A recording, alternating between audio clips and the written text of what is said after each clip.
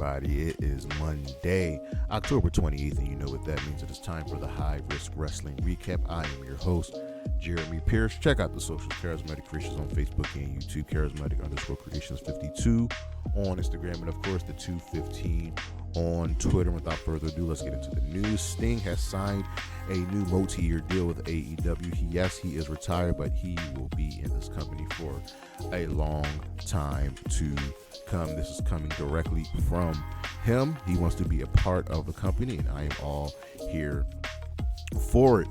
And the most shocking news probably of the month, Samantha Irving is leaving the WWE. This came as a shock to a lot of people. She was at the company for 3 years. Apparently this was a long time coming. This was not a day of decision. And the news came out last week as Raw was in Philadelphia, and Lillian Garcia is the new full-time ring announcer for Monday Night Raw, coming back to the company. And there's been a lot of heat blowback because wrestling fans are fickle and idiots. So Ricochet denies that, one, Samantha is not coming to AEW. Two, some of you didn't know this, Samantha Irving actually has a daughter, and she didn't like being away from her daughter all that time. She got shout out from Bruce Buffer, who just gave her praise and love, and you know Bruce Buffer is the GOAT, but Samantha Irving is up there. Ricochet and Samantha are not dealing with the haters because wrestling fans are fickle. I don't really understand this love for one specific company. Essentially what Samantha is, one, she wanted more for herself.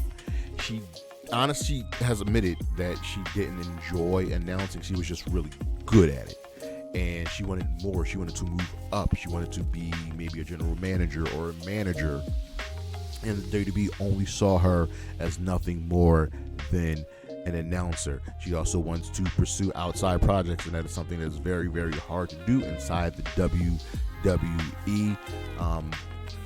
She wants better for herself. The backstage reaction was one of hurt and sadness from a lot of the superstars past the present. She was really, really, really good at what she does in the pro wrestling world, is like losing it. She was just really good at her job, a job that she didn't enjoy, but she knows what she's doing next. She knows what the future holds for her. This has been planned in the works for a couple months now, as a report came out saying that this was only a day of decision, which was very much not true. She also wanted to work a reduced schedule. She essentially wanted better for herself, and you have to bet on yourself. And wrestling fans are coming out of the woodworks trying to trash her, trying to make light of her and disparage her. No. Do not be mad about who she is, what she does, and her fighting for herself. Giovanni Vinci is, well, back in catering. His career set a snag as he's lacked direction. We just don't know what's going on with him. WWE's decision to run NXT at the 2300 Arena, aka the former ECW Arena, surprised a lot of talents. The show sold out in exactly 1 day. It is going down next week. WWE are really making a big deal out of this. AEW has locked down Mickey Rourke as the head of their music with a new deal. He does a really good job with the music in AEW, much better than that guy over there in WWE.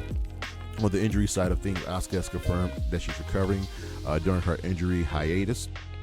Remember, she had a knee issue going back for months and months, but she is healing, as I, for one, cannot wait to have the Empress of Tomorrow back. Keith Lee has said we are not done. You know, he has been out for a good long while. He was last seen on the December 23rd edition of Collision defeating Brian Cage. We don't know what's going on with him, and it's up to him to let us know, but we just hope he can be back whenever he's ready. An update on Luchasaurus: he is suffering from double pneumonia. He's on oxygen right now. He's not getting ready for a return. They are just checking up on him, getting him ready physically is his primary goal. He's going to be on oxygen for at least a few more weeks. Hoping for the best with Luchasaurus. An AEW star was injured at Wrestle Dream. and that would be none other than Hologram. He sustained an injury in that match against Beast Morto, so we'll see how long he will be out. Maria Kanellis, as you know, she's undergoing surgery for a couple things, but she had the successful surgery for the adrenal gland mass taken out. She is doing better. She has been going back and forth in the hospital. She had the adrenalectomy. She's waiting the results of her biopsy. There were some complications to her surgery, but she is in pain, but she's feeling better. Hoping for the best for her. Giulia Hart is ready to come back. She is ready for her return. She's happy. She is healthy. I'm looking forward to her rejoining the House of Black. Chris Bay during the TNA tapings over the weekend was stretchered out. We are hoping for the best, as this is really tough, as El Hijo del Vikingo was also injured at Bound for Glory and these tapings. He just got back from injury, and Anthony Henry has given us an update on his torn bicep. He should be clear in like another 6 weeks or so, but that is the news, and we should be right back with the week in review.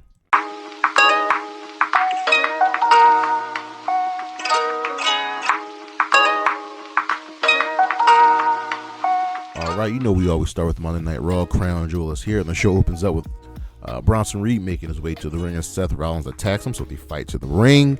Death Valley drivers, Bronson misses a tsunami through the table, so Adam Pearce gives them their match at Crown Jewel. Damage Control ready to face Liv and Raquel, so we see how will that go. The New Day ends up defeating the Authors of Pain to reach the finals of the tag team title tournament. They got help from R-Truth, and then R-Truth was getting his ass beat, and Xavier Woods was stopping Kofi from helping, and Kofi's like, that's our boy. But then the Wyatt Six shows up and takes out the Final Testament, where the Miz gets away unscathed. So now we have our next faction feud for not only the Final Testament, but for the Wyatts. Liv Morgan versus Damage Control. Liv Morgan and Raquel Rodriguez versus Damage Control ends in a DQ as Last Legend and Jakara Jackson attacked everybody. Rhea Ripley ended up attacking Dom, put him in the prison trap until Raquel saved him. The LWO defeated the Creed brothers to face the New Day in the tag team title tournament final. Say that 5 times fast. Carlito convinces Adam Pearce to make Dominic Gunther's next challenger. Gunther comes out and says, Cody didn't have to bring his daughter into this fight. He didn't have to make this personal. This was just about one-on-one best versus the best. And Gunther is right. Braun Breaker ends up defeating Jey Uso to become the new Intercontinental champion after the Bloodline got involved. There was a nice little stare down between Braun and Jacob Fatu, but looks like Jey Uso's back in the Bloodline fight. Raw over here gets a fist. Actually, every show this week got a fist. Dynamite. Who can stop the BC? See, the show opens up with a promo by John Moxley saying he hates what AEW has become. He's going to destroy everything to build it back up and bring everybody together for the greater good. Meanwhile, outside of the arena, the roster is waiting for them to arrive. Tony Schiavone is interviewing Hangman Page, and he says, talks about costing Jay White the match, and he takes pride, Hangman, in knocking out Austin, so he can't even remember his own brother's name. And Colton attacks him, then Juice and Jay show up and attack Hangman. Hangman ends up escaping, but they are not even close to being done. Shelton Benjamin defeated Sammy Guevara. Mariah May tosses Anna Jay things out of the locker room, and Christopher Daniel breaks them up from fighting.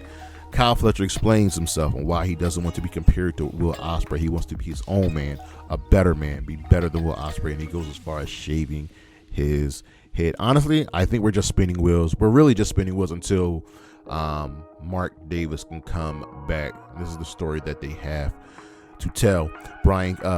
Ricochet will follow Takeshita everywhere he goes until he gets the International Championship. Ricochet showed up at an independent show.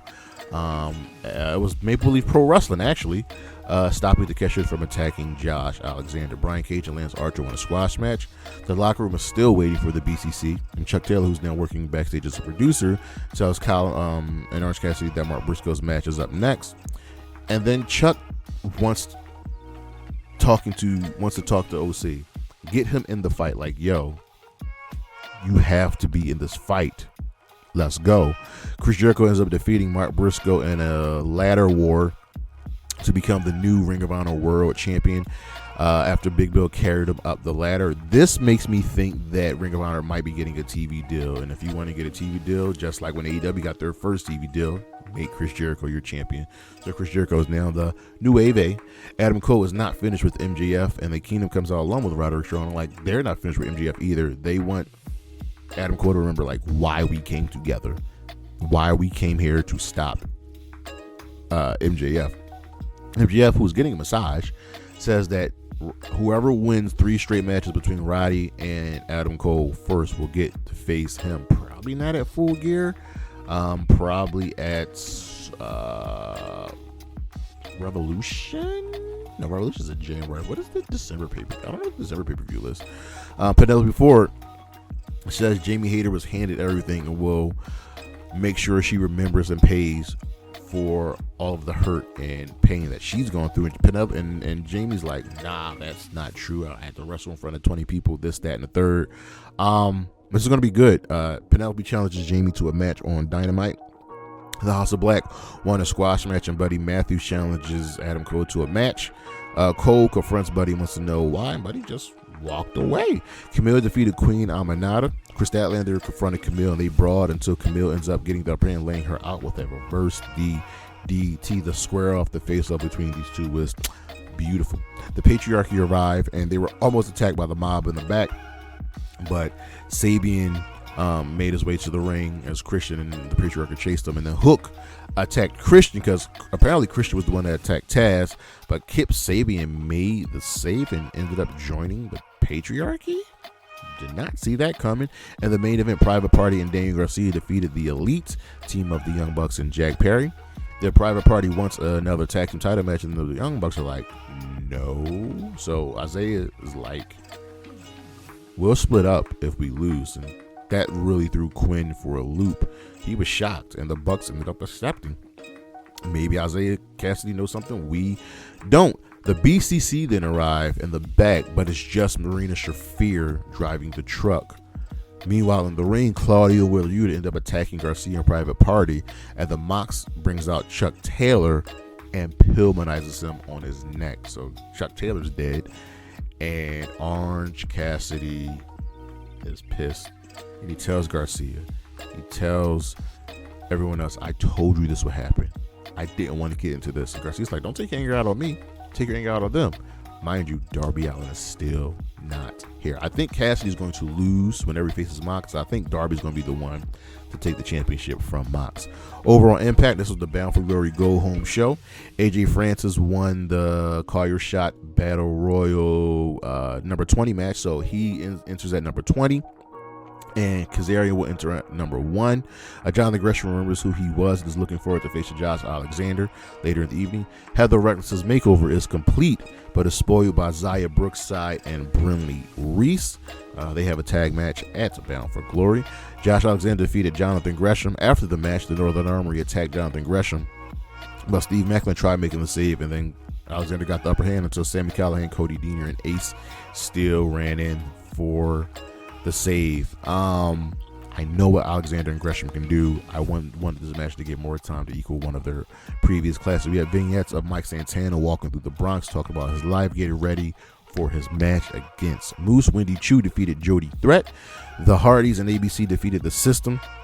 The System ended up attacking the Hardys and ABC after the match until Mike Santana came out to attack Moose, until Alicia Edwards hit him with a kendo stick, and the System stand tall, because you must always, always, always trust the System. We had a double contract signing between Nick Nemeth and Joe Hendry, and Masha Slamovich and Jordan Grace. This was pretty much what you expect, but it actually ended up with Frankie Kazarian being announced as the special guest referee for the world title match, but he ended up getting a hit with a Cobra and then put through the table. Over on SmackDown, yeet. What do you mean yeet? Well, check this out. So Randy Orton convinces Hunter to give him the match versus KO. Hunter's like, this KO is different. This KO might be the most dangerous version of him, and you just came back after 19 months out with a bad back. KO was going to do his best to hurt you, and I understand why you're angry. I understand why you want to face him, but KO also kind of has a point. But we're going to get the match at Crown Jewel. Carmelo Hayes versus Andrade ended in a no contest as special guest referee LA Knight attacked both of them. This sucked because I wanted a clear definitive winner. But we'll get back to that a little bit later. Nia Jax tells Tiffy that she's probably been replaced by Candice LeRae. And then Nick Aldis confronted LA Knight. Was like, yo, what was that? And ends up making a triple threat match for Crown Jewel for the United States Championship. And then Naomi defeated Candice LeRae. Gunther and Cody have a face-to-face saying the same things. But Gunther made a point that, Cody, you made this personal. This shouldn't be personal. It should have been about the best versus the best. And now you're not the best anymore. The GMs of the three respective brands, Raw, SmackDown, NXT, made a fatal four-way tag team title match in the women's division at Crown Jewel. So Bianca Belair and Jade Cargill will be defending against Damage Control, Piper Niven and Chelsea Green, and Lash Legend and Cora Jax. The Motor City Machine Guns ended up defeating DIY to become the number one contenders to the tag team championships. The Bloodline come out. Solo introduces themselves like, listen, y'all really want to make an impact? Y'all can get this title match right now. And Nick Aldis is like, nah. But Motor City Machine Guns ended up accepting, and with the help of Roman Reigns, Jey Uso, and Jimmy Uso, the Motor City Machine Guns become the new tag team champions. I would be mad at Solo Sikoa if I was the rest of the Bloodline. Jimmy and Jay reunited after the match, and Roman was on the stage looking, not showing his true feelings and emotions. Over on Rampage, this is one of the better shows, and yeah, Rampage is probably out of here. The Undisputed Kingdom defeated Shane Taylor Promotions at the Gates of Agony in a triple threat match. Beef is ready to face the Beast Mortos, and JD Drake wishes them luck. Meanwhile, the Undisputed Kingdom want to know why Beast Mortos hasn't joined them. Anna Jay defeated Layla Gray. Then Beast Mortos defeated Beef. LFI ended up beating him down, and JD Drake finally gave in but was overrun by LFI. Harley Cameron says anything Thunder Rosa can do, she can do better. We'll find out on Collision. Harley Cameron is just awesome. Ricochet in the main event defeated Nick Wayne, and Takeshita arrived on the stage taunting Ricochet. Over on Collision, we're moving things along for Full Gear and Fright Night Dynamite. Jay White defeated Shane Taylor, because Shane Taylor always loses big matches like this. Jay challenges Hangman to a match at Full Gear.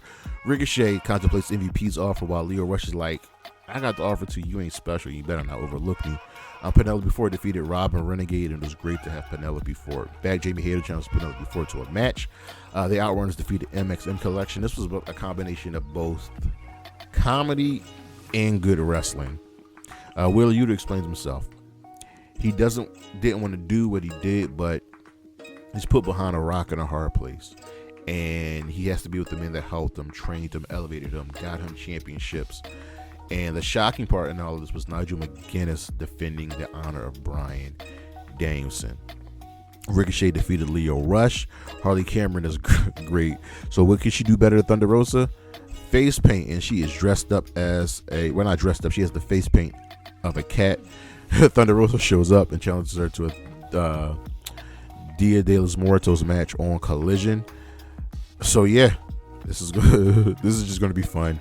Anna Jay defeated Viva Van, and then after the match, Mariah May in the backstage video cut a scathing promo on Anna Jay. This was just brutal, and it was good, and it like makes you think Anna Jay kind of has to win here, because if she loses, then it proves right everything Mariah May said. Kyle O'Reilly is not living in the past after he saw the Undisputed Kingdom and Adam Cole reuniting in the main event. FTR defeated LFI. Our matches of the week from Dynamite. This was a AEW heavy week. From Dynamite, Sammy Guevara versus Shelton Benjamin. From also Dynamite, Kamille versus Queen Aminata, and of course the main event, Private Party and Dan Garcia versus the Elite. From Rampage, Ricochet versus Nick Rain. From Collision, Ricochet versus Lio Rush. And then from Halloween Havoc, Tony D'Angelo versus Oba Femi in a tables, ladders, and scares match for the NXT North American Championship. And of course, the women shine once again as Stephanie Vaquer and Giulia versus Roxanne, Perez, and Cora Jade make our matches of the week as well. Our star of the week, Stephanie Vaquer, Cora Jade, Zaria, and Fallon Henley, who became your new North American Women's Champion. Yeah, I'm giving it to the women this week. our show. That's it. Thank you for listening. Thank you for watching. Stay tuned for what's coming up next. Check out the socials, Charismatic Creations on Facebook and YouTube, Charismatic_Creations52 on Instagram, and of course the 215 on Twitter. See you when I see you. Peace.